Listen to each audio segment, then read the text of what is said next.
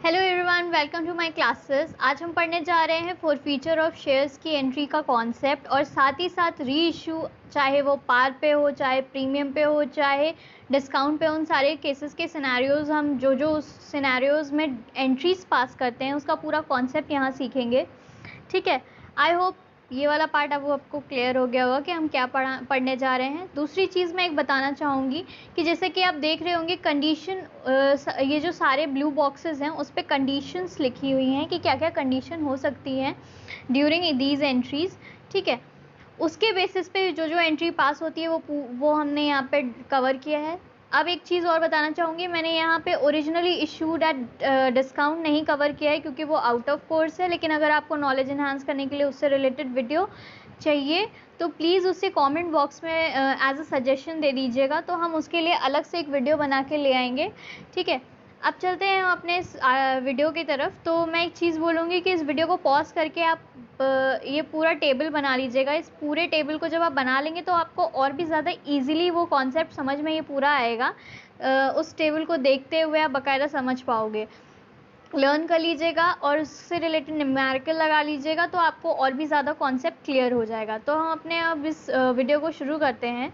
जैसे कि आप देख पा रहे होंगे, कंडीशन जो पहला पूरा रो है ओरिजिनली इशूड एट पार चाहे प्रीमियम का, तो इसका कहने का मतलब ये है कि अगर हमने शेयर्स को पार पे इशू किया था या प्रीमियम पे इशू किया था ओरिजिनली, जैसे सपोज करिए आपने पार पे इशू किया शेयर को, तो आप उसका फॉरफीचर ऑब्वियसली ड्यूरिंग डिफ़ॉल्ट हो जाता है। तो जब आप शेयर्स को कैंसिल करते हैं तो वो पार ही में करेंगे।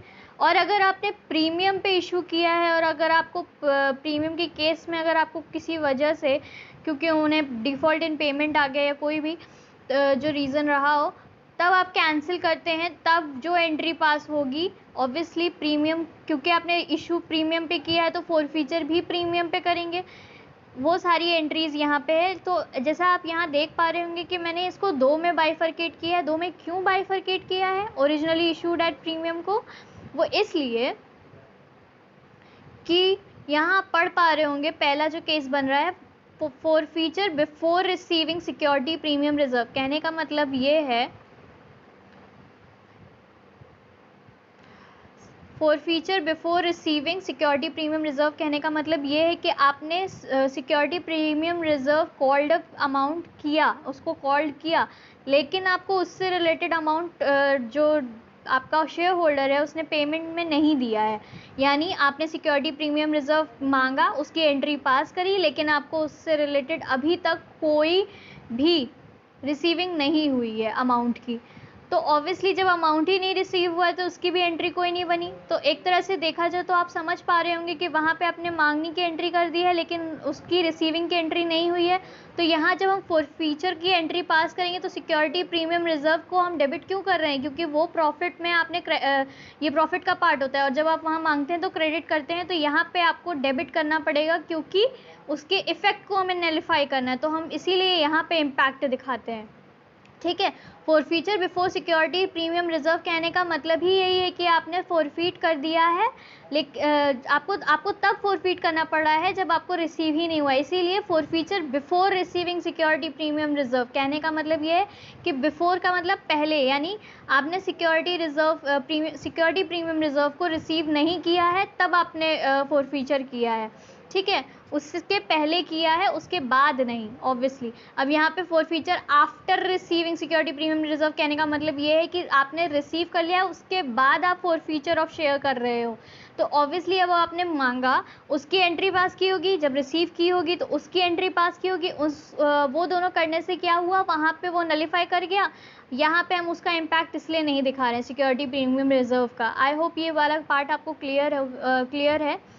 अब आपको एक और चीज़ मैं बता दे रही हूँ यहाँ पे कि ये एंट्री सारी फॉरफीचर की है। ये जो आप पूरा रो देख रहे हैं यहाँ पे मैंने लिख रखा है, एक मिनट, यहाँ पे मैंने लिख रखा है शेयर फॉरफीचर की जो एंट्री है, ये पूरी रो में आप देख रहे हैं, ये पूरे शेयर फॉरफीचर की एंट्री है। चाहे ये अगर पार पे फॉरफीचर होता है तो इसकी एंट्री है, अगर प्रीमियम पे होता है फॉरफीचर बिफोर रिसीविंग प्रीमियम पे तो ये वाली एंट्री पास होगी। Forfeiture after receiving security premium reserve तो ये वाली एंट्री होगी। ठीक है, ये ध्यान में रखिएगा। फिर अगर आपने उसको पार पे इशू किया है तो ये पूरे जो आपने फोरफीट किया उसको री इशू किया है पार पे, तो ये पूरी एंट्री ये है। उसके बाद अगर आपने प्रीमियम पे किया है तो उसकी एंट्री सारी हॉरिजॉन्टली जो रो में देख रहे हैं आप वो ये है। फिर आप डिस्काउंट में देखेंगे तो ये पूरी एंट्रीज हैं। ये और का केस समझिए, और इन द सेंस कि अगर आपने पार पे किया है तो मान लीजिए आप अगर आपने पार पे फोरफीट किया है शेयर को और आप उसको रीइशू मान लीजिए पार पे करते तो ये एंट्री पास होगी। लेकिन अगर आपने ये नहीं या इस पे इशू ना करके आपने मान लीजिए केस बनता है आप प्रीमियम पे कर देते हैं, ठीक, आपने फोरफीट किया शेयर को पार पे लेकिन प्रीमियम पे अगर आप उसको रीइशू कर रहे हैं तो उसकी एंट्री ये बनेगी। उसके बाद अगर आपने फोरफीट पार पे किया है, जैसे कि यहाँ पे अपने एक ही हम सिंगल केस लेके चल रहे हैं, ये वाला फोरफीचर का पार ही रखा है, चाहे आप पार पे उसको रीइशू कर लीजिए, चाहे फिर प्रीमियम पे कर लीजिए, चाहे आप डिस्काउंट पे कर लीजिए, इन तीनों डिफरेंट सिनेरियोज के ये तीन जो हैं वो एंट्रीज पास की जाएंगी ड्यूरिंग रीइशू ऑफ शेयर्स, ठीक है। अगर उसे फोरफीट किया गया है पार पे तो ये पूरा एंट्री इसको दिखाता है। उसके बाद जैसा कि आप यहाँ पढ़ पा रहे होंगे, ओरिजिनली इशूड एट प्रीमियम, जैसा कि मैंने बताया है कि मैंने इन दोनों को बाइफरकेट किया है, for feature before receiving security premium and after receiving security premium reserve, ठीक। तो चलिए पहले हम for feature before receiving security premium reserve को कॉन्सेप्ट समझ लेते हैं। यहाँ पे फॉर फीचर की एंट्री अलग है। यहाँ वैसे तो मैं ये चीज़ बताऊंगी कि फॉर फीचर की सभी की एंट्री अलग है, ठीक है। बस ये एंट्री जो हम रीइशू की कर रहे हैं, चाहे वो पार की हो सिमिलर है, चाहे वो प्रीमियम की हो रीइशू की वो भी सिमिलर है, चाहे डिस्काउंट की हो ये भी सिमिलर है। Similar in the sense discount में सभी अगर आप चाहे कोई भी केस हो जाए डिस्काउंट को हटा के, discount originally issued at discount की बात मैं नहीं कर रही हूँ, मैं कर रही हूँ बात originally issued at par, originally issued at premium, जैसा कि आप पहले फर्स्ट रो के ब्लॉक में देख पा रहे होंगे ब्लू वाले ब्लॉक को, originally issued at par, originally issued at premium.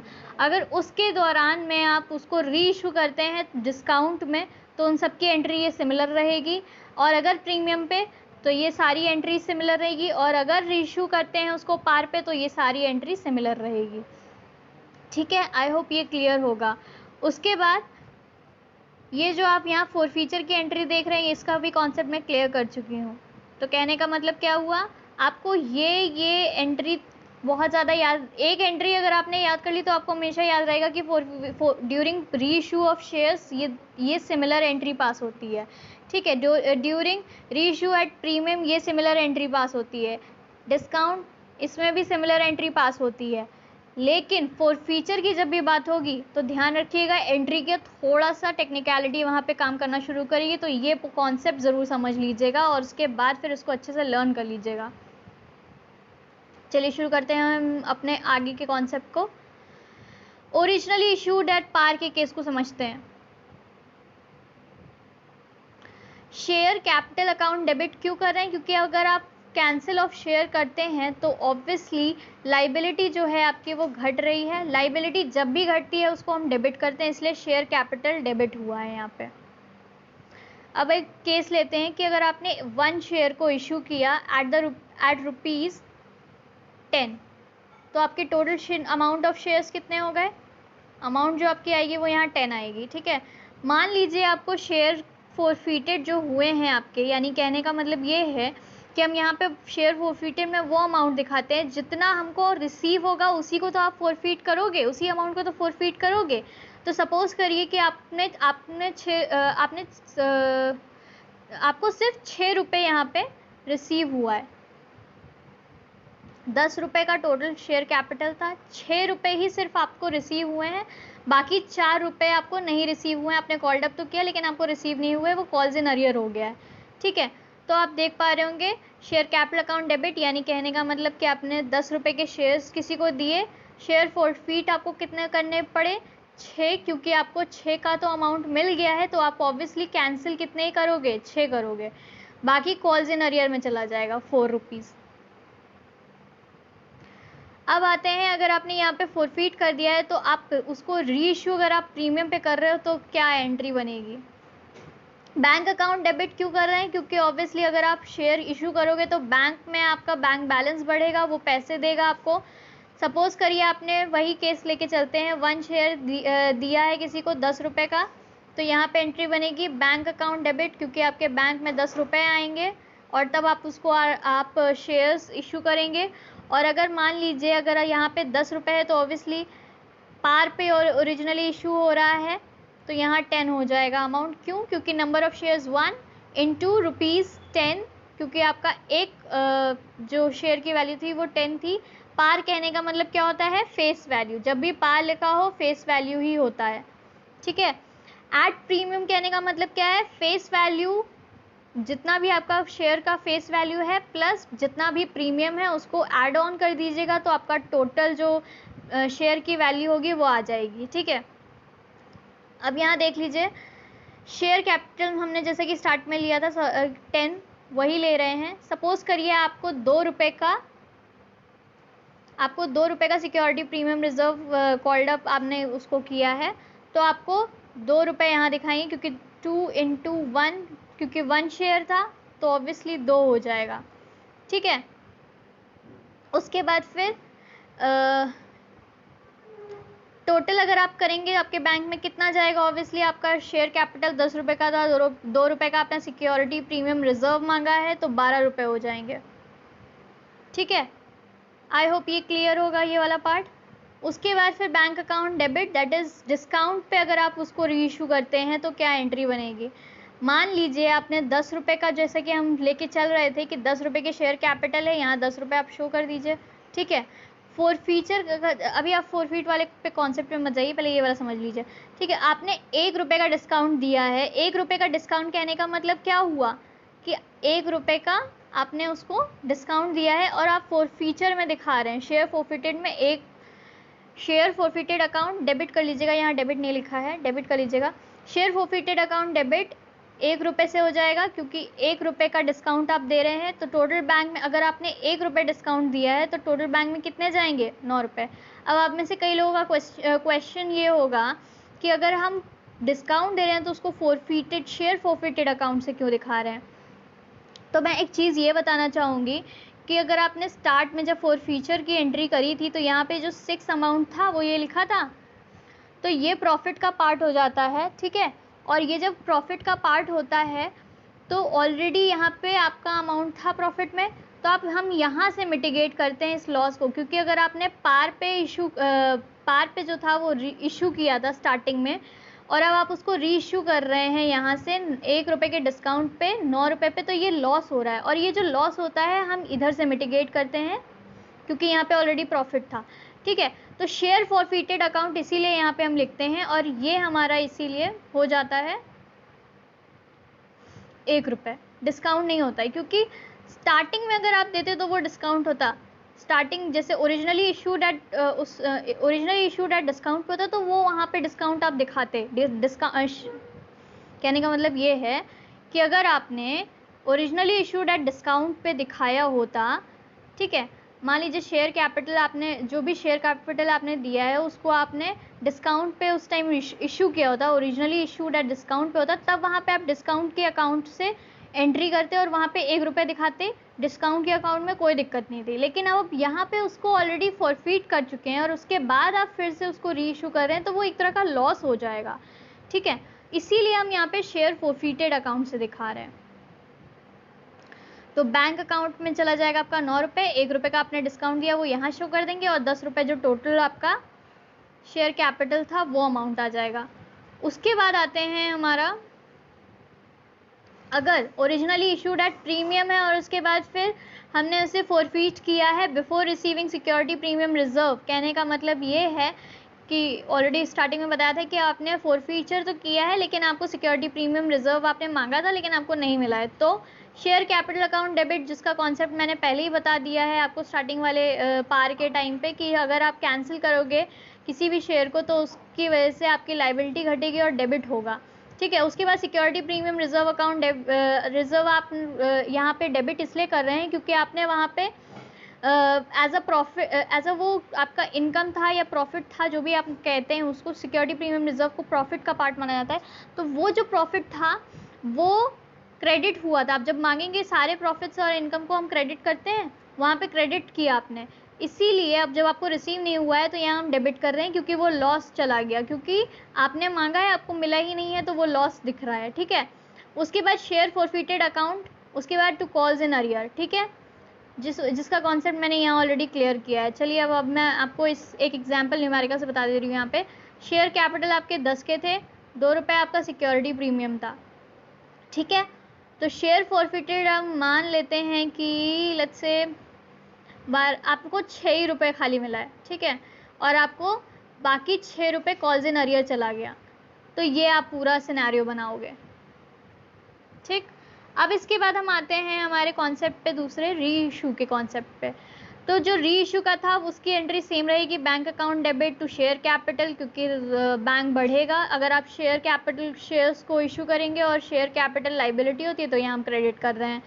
साथ ही साथ यहाँ अगर आप प्रीमियम पे करोगे तो ये जो एंट्री हो रही है देख रहे होंगे, यहाँ सिक्योरिटी प्रीमियम रिजर्व पे इशू करोगे तो ऑब्वियसली उसको वहाँ पे शो करना पड़ जाएगा। ठीक है, उसके बाद फिर डिस्काउंट एज यूजुअल जो यहाँ कॉन्सेप्ट लगाया था वही कॉन्सेप्ट ये भी है। अब हम चलते हैं अपने forfeiture after receiving security premium reserve. कहने का मतलब ये है कि share capital account debit to share forfeiture account. ठीक है, डेबिट क्यों कर रहे हैं बता चुकी हूँ, लाइबिलिटी कम हो रहा है इसलिए डेबिट कर रहे हैं। शेयर फॉरफिटेड अकाउंट, जितना अमाउंट आपको रिसीव हो गया उसी को कैंसिल करेंगे, तो जितना अमाउंट आपने जितना भी रिसीव किया है उसको टू शेयर फॉरफिटेड अकाउंट में दिखाएंगे, और जितना कॉल्स इन अरियर हो गया है, मतलब कि जितना आपको रिसीव नहीं हुआ है वो कॉल्स इन अरियर में डाल दीजिएगा। फिर आता है उसको रीइशू, अगर पार पे करते हैं तो ये वाली एंट्री बनेगी जिसमें बैंक अकाउंट डेबिट होगा, क्योंकि आप जब किसी को शेयर्स इशू करेंगे तो आपका बैंक बैलेंस बढ़ेगा। उसके बाद फिर टू शेयर कैपिटल, कहने का मतलब ये है कि टू शेयर कैपिटल यानी लाइबिलिटी आपकी बढ़ जाएगी, क्योंकि आप शेयर इशू कर रहे हैं तो इसीलिए क्रेडिट हो रहा है। एक चीज़ बताना चाहूँगी, बैंक यहाँ चाहे एसेट की तरफ से आप देख लीजिए या चाहे आप पर्सनल अकाउंट देख लीजिए, पर्सनल अकाउंट में डेबिट व्हाट कम्स इन, या फिर बैंक एसेट की तरह जब बैंक बैलेंस बढ़ेगा तो डेबिट होगा। आई होप ये वाला कॉन्सेप्ट क्लियर हो जाएगा। उसके बाद अगर आप सिक्योरिटी प्रीमियम रिजर्व पे उसको री इशू करते हैं तो bank account debit to share capital to securities premium reserve account. ठीक है, और अगर आप डिस्काउंट पे करते हैं तो bank account debit to share forfeited account debit, जो भी जितना भी, अगर मान लीजिए आपने 1 का डिस्काउंट दिया 1 रुपीज़ का तो वो यहाँ शो कर देंगे, और सपोज़ करिए आपके 10 के शेयर्स थे वो शेयर कैपिटल में दिखा देना। उसके बाद फिर जो ये बैंक अकाउंट है तो कितना बचेगा, बैलेंस अमाउंट 9। ठीक, ऑब्वियसली 1 रुपये का आपने डिस्काउंट दिया है तो जो बैलेंस जो आपके बैंक में जाएगा वो 9 ही रुपये जाएगा, भले ही शेयर कैपिटल 10 का हो। आई होप यहाँ तक आपको क्लियर है, और thank you all for listening and showing your patience. Stay blessed. Bye bye.